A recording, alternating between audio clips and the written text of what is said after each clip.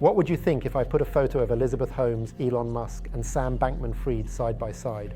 You'd probably say that I'm comparing apples to oranges. Well, in this video, I want to dive into comparing apples to oranges.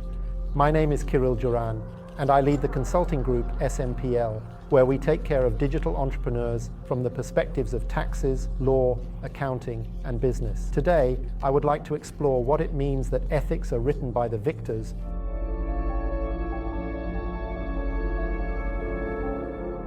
The book Elon Musk by Walter Isaacson inspired me to make this video. It has an absolutely great biography. I really recommend reading it. Overall, a very interesting book. I noticed a few nice moments there, specifically how Isaacson presents things where Elon Musk clearly crossed the line, actions that would not be forgiven in others, and how he presents them. And basically, he presents them very simply. When Elon Musk was merging with PayPal, the company X created, it is written that he inflated the number of users by double. He lied about having twice the number of users. When Tesla was almost going bankrupt, they tapped into deposits, essentially the advances from their clients, and used them for regular operations, not for producing the cars for which the advances were provided. And at that time, the company was almost bankrupt, Tesla, and if it had gone bankrupt, the clients would have seen nothing from it. At the same time, he very often presented something that wasn't finished yet, and similar things. This is not a criticism, just a statement of fact. I would really like to compare two other individuals who are on the other side of the spectrum, meaning they are not the victors, they are not the ones who succeeded and delivered and somehow built the company, but they are the ones who lost and ended up in prison. Unfortunately, the connection between these things is very direct. When we look at Sam Bankman-Fried, until FTX collapsed, it was discovered what was being done. So until then, a vegan and effective altruist wants to give everything to charity, a billionaire in shorts, just a beautiful media image of a person who is simply doing something for society, and that is just the new generation. In the background, he was using his users' deposits from his exchange to trade with them. Essentially, he treated it as a very risky loan, which the people providing it were unaware of. Another person, Elizabeth Holmes, the company Theranos, the book Bad Blood, I recommend reading it. To understand how these things work, so again, the classic, the second jobs in a skirt, simply in a turtleneck, a very sophisticated woman, a media lover. On the other hand, they presented something they didn't actually have. They were supposed to do blood tests, but they did them on Siemens devices, presenting something they didn't have at all. Now let's look at the narrative after these two, meaning Sam Bankman-Fried or Elizabeth Holmes, after their empires collapsed.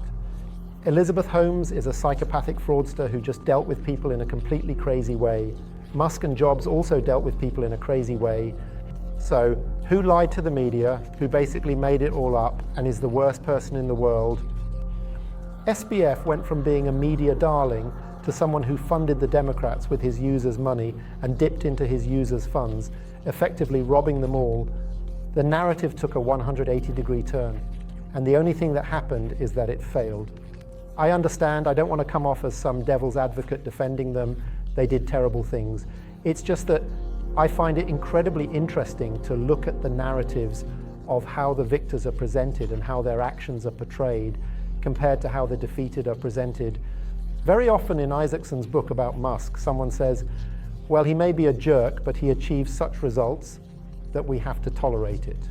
Here, he broke the rules but delivered results, so we have to tolerate it. And the main message of this video is that very often things like ethics, whether money is touched or not, whether there is lying or not, whether actions are taken in this way or the complete opposite way. Basically, the dividing line is not determined by some internal conviction, but by who is doing it, and especially whether that person is a winner or a loser. There is a beautiful proverb in Russian that says, winners are not judged, winners are not tried. And it's exactly true. The society and the social narrative are extremely focused in such a way that if it's a winner, then it just fits. He knew it, he did break the rules, but it was to deliver something big. And on the other hand, if you didn't succeed, then you're a thief, a fraud, and maybe you are very likely a thief and a fraud. But the narrative shifts in this direction all of a sudden.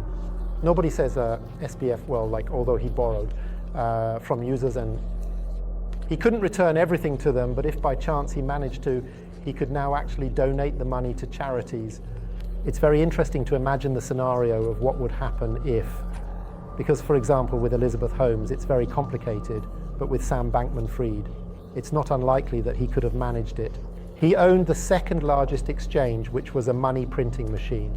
It's simply a huge casino with perpetual contracts that prints money every day. And actually, I don't know, given that he was operating on fractional reserves, it's basically a business similar to a bank, just not entirely legal. And it's quite possible that in many cases, they would have managed to clean up their internal mess. That in the end, they would have actually given the money to charity, and that 10 years from now, Sam Bankman-Fried could have simply been the third richest person in the world or something like that, funding effective altruists and Democrats and who knows what else, and still be a media darling up to now. And the only thing that separated that person wasn't whether they were a jerk or not, but whether they succeeded or failed.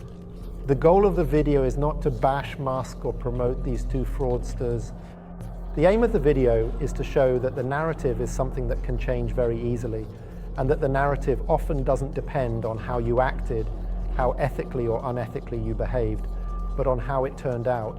This is yet another example of result-oriented thinking, which we as a society generally tend to gravitate towards. This is all I wanted to tell you. Think for yourself. No one teaches you that. Bye.